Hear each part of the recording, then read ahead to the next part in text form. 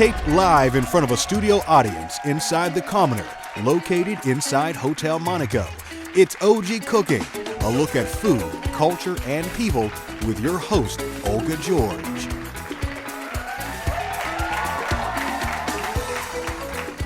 Welcome to OG Cooking, taping here at the Commoner restaurant located in Hotel Monaco in front of a studio audience. Today, my first guest is the 2009 Super Bowl 43 MVP.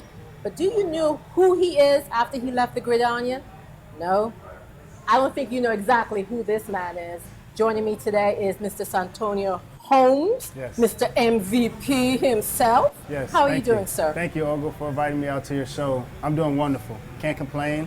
I'm excited to be here today. This is the first time I've got a chance to be on your show, so I'm super excited about learning about some new cooking techniques. Well, before we talk about the cooking techniques, because you know this show is about food, culture, and people, tell me about that MVP brand that you have started with your foundation. Wow. It's a lot of thought that came behind the MVP brand in itself, and it is to inspire and educate young individuals to have a platform and to be able to utilize that platform for success for themselves and others. Many people look up to us as we are professional athletes, but we don't know the power that we have in influencing other people. But as an MVP, you are in the spotlight at all times where people are always watching and recognizing who you are. But as young high school kids, no one is really paying attention because this is something that they should do. They should be a part of a high school sports team, or they should be the MVP of their team. But these young kids, they have voices. And with the MVP brand, through our consulting and educating services, we would like to teach these young kids how to use their brand and capitalize within the market and who they are. Now tell me, why is this important to you? Why is it so important for you to give back in this way? To give these kids an opportunity, it's so important to me because no one showed me what it was like to be an MVP and to use that power as a high school athlete who had an influence on young kids who looked up to you. In the area where we came from, in Belle Glade, Florida, there is almost 40 to 50 guys that have made it from my high school alone to the National Football League. Wow. And to know that I am the only Super Bowl MVP to come out of Belle Glade, Florida, it really speaks high of the presence that I have. But I want to learn to capitalize and use that to teach young kids like myself how to network and build off a brand that they have as individuals and how they can make a big impact in their community. Now, one of the other things that you impact besides with MVP is your association with the Sickle Cell Foundation. Why are you doing that? Third and Long Foundation. It was created based on the fact that me being Santonio Holmes Jr. as a football player, third down in football, like we all know, is a very important. You better push is a very important down to get the first down. Yes. Well, in April of 2002, my son was born, my senior year of high school. Okay. I named him Santonio Holmes III. We found out that Santonio had sickle cell disease at birth. Okay. I was unaware of the fact that I carried the sickle cell trait as a young man, and it even passed through my entire family. So therefore, I started the Third and Long Foundation to raise awareness for individuals that are living with sickle cell so that they can learn to accept living with this disease, but also pass the message on to their partners and friends that are surrounding them. The more you educate people on the fact that you have this condition, they are more aware of how they can help you in situations, if they know any resources that are available for you, and you can also prevent having a family who have this traumatic disease haunting and plague on their families. Now, with your family is close. Not just the fact that you have a child and your wife, but you have extended family members. Yes. And one of the things you said before was you guys kind of enjoy cooking. Tell me a little bit about this cooking. You know, Thanksgiving is coming up. I'm looking for some recipes. Oh man, Thanksgiving is a wonderful time, like we all know, to share with our families and get together for cooking. It's been one of my biggest parts of my tradition in my life. because Thanksgiving brought all our family members together that we weren't close with on an everyday basis. Okay. But when some family member would come to the house and bring chocolate cake or banana pudding or sweet potato pie, or someone made a special turkey for this Thanksgiving, those moments, it brought our family a lot closer because we were able to appreciate the fact that someone else was giving to our family, and it was also bringing us all together. So those are some special memories that you bring and carry on for the rest of your life. Oh, football season is even more important during that time because we get a chance to sit around the TV with the family and watch, Thanksgiving football. Now, I'm gonna have to cut you off a little bit here now, Santonio. Football season usually means, especially Thanksgiving time, the women are in the kitchen, the guys are watching the football. So, it wasn't for me. I'm gonna ask you now, do you do any cooking? Do I do any cooking? Any cooking? Watch this lie now. Come on. I'm not a chef, but I am a great cook. Okay. Now we're talking about Thanksgiving. What's the favorite dish for you to make for Thanksgiving? The favorite dish to make for Thanksgiving for me would most definitely have to be the fried turkey. Fried turkey? Deep fried turkey. Oh Lord, I feel my arteries clogging up right now. You feel them arteries? Listen, He's not healthy, is he? Okay, go ahead. It is probably one of the best things I've done as part of my new Thanksgiving tradition. Really? Is frying the turkey. And when I say I brought my family up to my home last year for Thanksgiving, and the turkey was gone before Thanksgiving was over with. What? That's all I gotta say. Wait, you have a lot of family members. You have a lot of family members. So, were you giving them away? So what you're saying is that the food wasn't as good, so they were just taking it and just running? Okay, let's flip it, because you're trying to be slick now. Okay, let's go. How big a turkey you talking about? Oh, let's hear about it. We had the 18 to 24 pounds. 18 to 24 pound turkey? I got the extra wide fryer at home. How many people? Yes. How many people? We had 17 people came in for Thanksgiving last year. Okay. Yeah. 17. Nice. So it was pretty good. Okay. Nice turnout. Nice turnout. Yes. So is that the only thing that you can do? Because we have a little bet gonna go happening soon. Something you telling me about some chicken that you could do. Hey, I mean, let me hear it. I'm not the best jerk chicken, but I promise you, if you taste this jerk chicken, you will love it. You will love it. Okay. You know I talk about Yankees making jerk. Okay, so later on we're gonna actually get him into the kitchen and make him make this jerk chicken. But not now. Thanksgiving is coming on, so we gotta give him a little break and let him see. Give him some time, give him some practice time. But next year, no. You might have somebody helping you. You might have somebody help you and put it up and say, oh, I have made this chicken. I have made this thing. So tell me a little bit about culture and food. What does that mean to you when people talk about your culture and the foods that you enjoy? Growing up in the state of Florida, culture is big. And we all know that every culture migrates to Florida no matter where they're from. And to grow up with my best friends being Creole and having, eat as much peas and rice, and to know that the culture changes no matter where you go, that I've been to New Orleans, I've been to Africa, I've been to Germany, and to be able to taste the different foods and the way they're prepared in different countries, it gives you an understanding of how other people live. That we don't all live alike.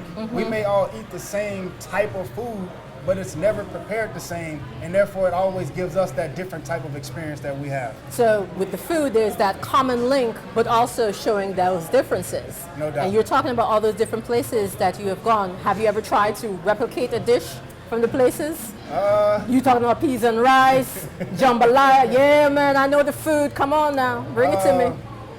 I honestly have not tried to bring on my own taste of the different cultures. Okay. But I do love to eat at different restaurants that are culturally experienced for me to be able to try all these different experiences in food.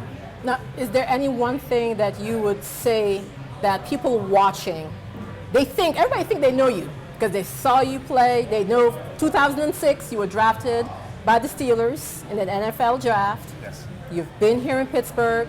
People think they know you. What is it about you that people really don't know? Man, that's a tough question. Because before, some will say that you were kind of, arrogant, but you're a humble person. You're a kind person. Well, or maybe I'm wrong. Maybe I don't know that you're really kind. Am I wrong? Are you really that bad of a person that some people try to paint you out to be? We all have our attitude adjustments and our differences as individuals. Okay. We all react to different situations differently. Me as an individual, I'm very passionate. And I think my passion takes control over any situation. Okay. And learning how to dial down on the attitude that I bring to a situation. And I'm learning that as I get older. Okay. Is that the tone that I use with certain people, it changes and it makes certain people feel uncomfortable. Okay. So I'm learning how to channel in the tone that I use when I'm having so much passion about a certain situation. But for me as an individual that someone may not know, something goody coming out. Come on. I grew up in a family of 4 different dads. And to be the oldest and to raise 3 boys, with a single mom is very tough. So my view on people and women and handling certain situations are a little bit different than everybody else would assume, which is why my attitude may be needing some adjustment at times during situations. Okay. But when you're raised around 8 uncles, 4 brothers, 6 cousins, and we're all guys, you have a lot of animosity and a lot of testosterone built up in your attitude and your conversation. So therefore, not being around women growing up, I didn't have the understanding of how I'm actually speaking to individuals when we're always yelling at each other, always conversing in some type of emotions. Because you're just have that masculine, you never had that feminine Exactly. touch. So that means when you're in the kitchen, you have that masculine touch then. Hey, I have a mom, I have a grandma, and I have a few aunties. Not to say they didn't teach me how to cook, because that's where I spent all of my time learning how to cook. My dad was actually a pretty good cook, and I found this out a few years ago, that he's been doing a bunch of cooking shows all over the U.S., and that I've just recently found out about. Wow. So this guy, cooks all over the place at different concerts and different venues. So I think that probably runs in the bloodline as well. Well, we're going to test that out at another time. But right. Tell me something. You're here in Pittsburgh a lot. Yes. Why is that? Well, today... Because you were traded and everything. Today I'm here because today is the Santonio Holmes Third and Long Foundation Sickle Cell Awareness Day that was awarded to the Third and Long Foundation through Mayor Peduto. Oh, nice. Last year. Okay. And to be able to come back every year on October 9th to bring the recognition of sickle cell awareness to the people is showing that we've made great progress throughout our time in supporting and becoming an advocate for sickle cell disease. They've given me an opportunity, and I've taken this platform and I'm going to use it to take advantage to get the awareness out for the families that are dealing with sickle cell disease. Now, I'm going to say one last thing here, Santonio. We're going to have a cook-off. We're going to see what jerk chicken he brings because, I don't know about that, okay? All we have to do is wait and see. And before we get to that, we're going to talk about how it is the time to be great. After that segment, I'll give you the final results. Now, we're going to have you guys taste it because this one here, I already see he's kind of curbing already. He's already pitching to you guys saying he's the great Santonio Holmes. Pick his jerk chicken. No doubt. You got to sell yourself. Wait a minute now. Yourself. Who else you selling? Okay. I see you, what you're trying out. Now, before you go, yes. Tell me, how important is it to you that your son sees you compared to what you were talking about with 4 fathers in the home? To be able to break the cycle and to finally accept the fact that a marriage determines the outcome of individuals in a household and how they look up to the adults that they are raised around. I grew up in a household, like I said, with a single mom and dads that stopped by. They never spent the time to raise us, to show us, and to teach us how to become young men, how to adapt and change in the situations. And those things were all learned on the fly. I made those mistakes as a young kid. I have 4 kids now. I'm a father of 5 kids, and I'm 35 years old. I don't want my 17-year-old son to follow in those footsteps, that he make those mistakes at an early age. So I had to learn how to try to break this cycle for my kids to be able to see that their dad wasn't just the guy that made kids before them, but he had a passion behind, and he stuck with that story, and he continued pushing forward. Thanks, Santonio Holmes, for joining me today with the MVP Foundation. Take a look at his website and take a look and support the Sickle Cell Foundation. Let's give him a round of hands, guys. Thank you. Thank you.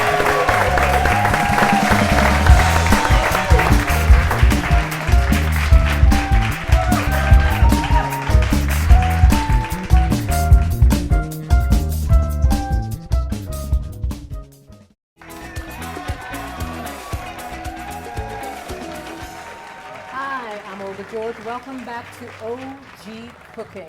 My next guest is Alex Dando. He is the lead bartender at the restaurant The Commoner, located inside of Hotel Monaco, where we're taping this show. Let's welcome Mr. Alex Dando. Hey, thanks. Thanks for coming. Thanks for coming. I don't have to go anywhere. You don't have to This is go perfect. anywhere. I'm making it easy for you. That was awesome. Well, you're going to make it easy for me right now. Cool. Let's do it. Because this season, everyone talks about the food. Yeah. Okay? Mm-hmm. Thanksgiving is coming around. Right. Halloween, which I really don't count because it's just a bunch of Sure. candy. Yeah. But when you talk about food, you need to talk about the drink. Definitely. There's a combination Right. that really sings when you have it hitting your palate. Well, I think ultimately there's a lot of like family time this time of year, so the drinks make that a bit more tolerable. So it's an important component. Views expressed here is not that of the host of the show. So tell me something. You have something here at the Commoner that goes great with dessert. Yeah. Let me know about it. Hit me with it.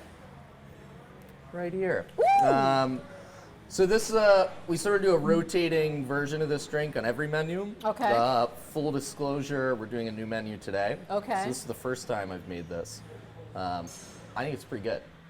So What is it? the idea is the drink's called Mixing Vodka and Emotions.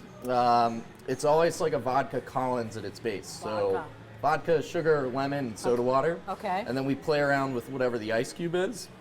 This one is a oat milk pumpkin spice latte ice cube. Where? So this stuff right this part here. right here. Oh, that's that's So an ice cube. yeah, so we'll make like a big, massive pumpkin spice latte, freeze it in ice cube trays, and then put that into the cocktail. So as the cube starts to incorporate, you get like those seasonal spices, a little bit of pumpkin, but like nothing overwhelmingly sweet. This is not something you want to give to a teenager, though. Well, There's alcohol in I don't there. know Come on, I don't Alex. know what your parenting is like.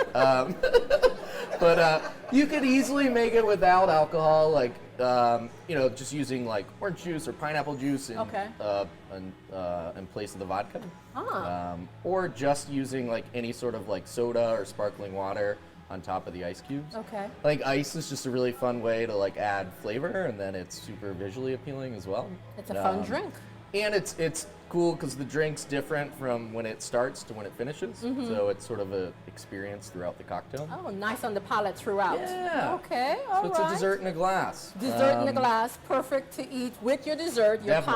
pies, your cakes, and everything Yeah, else. absolutely. Okay, so hit me with another one. What's Okay. another seasonal drink you got over there? This is like my little baby. Your it's baby. super weird. Oh but, my God, is that a chicken you got? Oh my it's goodness. rubber chicken, yeah. Rubber chicken. So Okay. you'll have to bear with me on Yeah, this one a little tell bit. me about this one now. So this is called the turducken. It's a duck fat washed wild turkey rye clarified milk punch.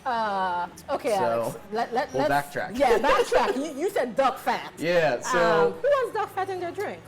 a lot of people, it's great. Ooh. So here's Okay. the idea. Fat washing, like you've heard of like bacon vodka or bacon whiskey or something like With that. bacon. Right, so duck fat works the same way. Okay. Anytime that you wash booze with fat, it just softens like the burn of the alcohol. So there's not like this huge like gamey duck flavor. Okay. It's more just making things a bit more palatable. And then the rest of the drink is apple brandy, apple cider, maple syrup, and lemon. And then what we do is it's a technique that originated before refrigeration. So you make like a really citrus forward punch and Okay. then wash it with boiling milk. So still stick with me. Okay. So You said boiling milk. I'm yep, like, this next okay. word's gonna suck too. The All milk right. will instantly curdle, so it strains out all the astringencies and imperfection. So back to the ingredients: duck fat, rye whiskey, apple brandy, apple cider, maple syrup. Okay. None of those things look like this. None of them look So like that. it pulls away the color too. So there's an element of clarification, and just helps like bind all the flavors together. Okay. So truthfully, it's a whiskey cocktail that's made for people that don't normally drink whiskey. Okay. So it's taking the harsher flavors and making it a bit more palatable. Mm-hmm. So we knew we wanted to do duck fat and wild turkey, so the name sort of like came to fruition Yes. easily. Okay. But then couldn't figure out the chicken component. I have an awesome hound dog at home. Okay. When we first did this cocktail, he was a puppy. He was terribly annoying. Just trying to like finish the menu at home. I was working on my laptop. His favorite chew toy at the time was this big rubber chicken. Okay. So he kept like throwing it on my laptop. And then finally I got the hint that like the rubber chicken The is rubber chicken. the way to complete the name. Okay. So found this website that sold these little rubber chickens. Clip them on the side of the drink. Alex, pretty fun. you're one weird bartender. Oh, 100%. Let me tell Yeah, you, buddy. definitely. All Yeah. right. Okay. But yeah, I love this. So we've done this for 3 or 4 years now, and I always bring it back like this time of year. So I take it people really like that drink. Yeah, they do. So what would you pair that drink with? So truthfully, I think obviously there's some more savory flavors in here. So this is like your entree cocktail. So it'd be great with Thanksgiving turkey.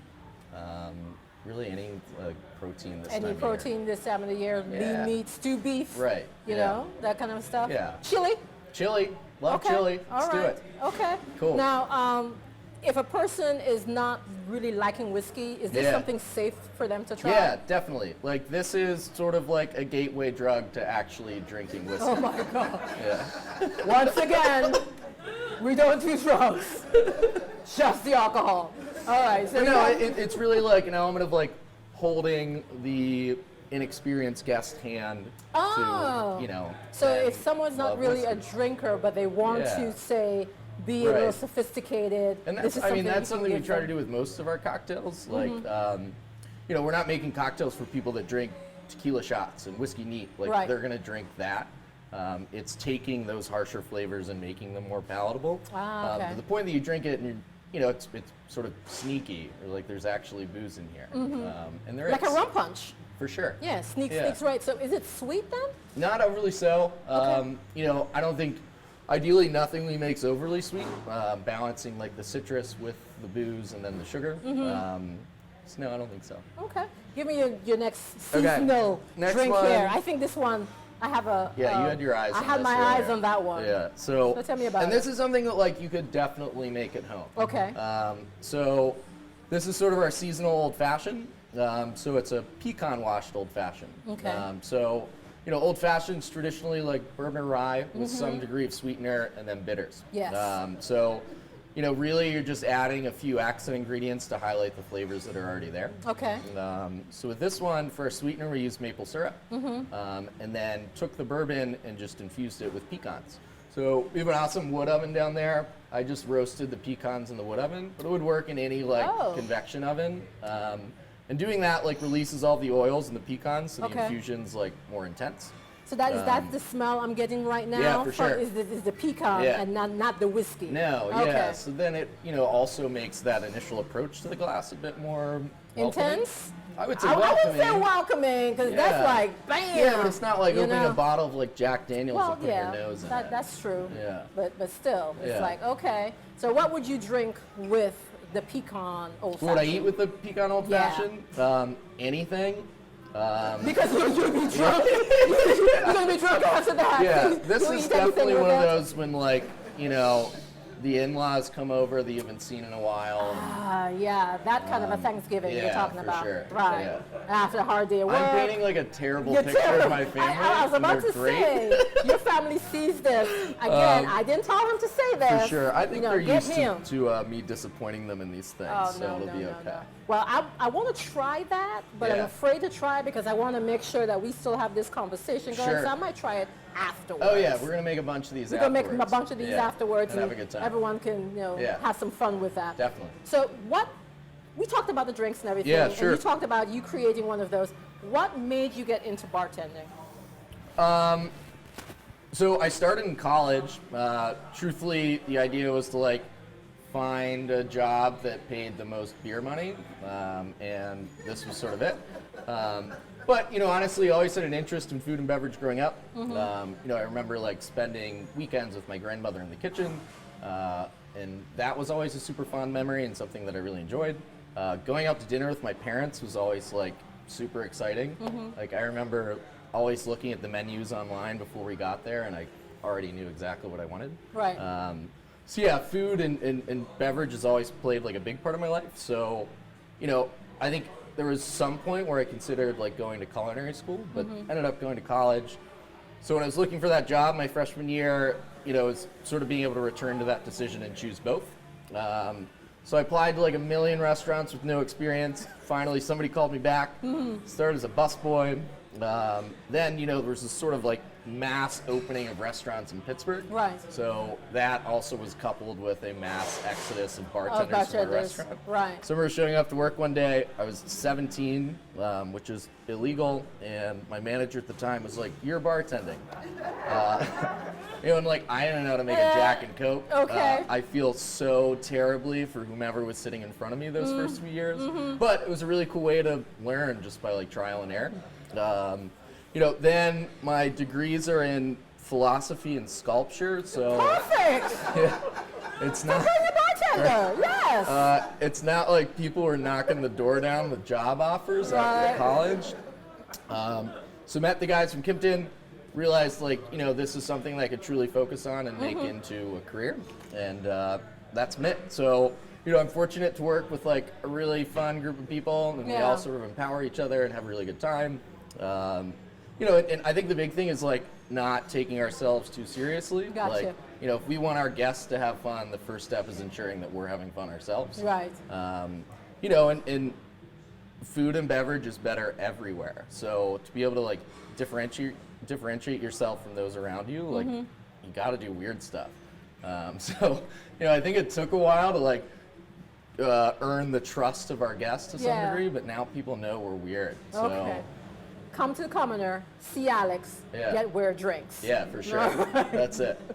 Well, I would like to thank Alex joining me, showing me those lovely dishes. Absolutely. Well, not dishes, but drinks. Call them whatever you want. No, I don't want to call them dishes because then I'm going to have to get a fork and a spoon. They're definitely lovely drinks. I'm going to try them out a little bit later. Yeah, look forward to it. And I appreciate you being on the show. So, this is OG Cooking. I'm Olga George. Thanks for watching.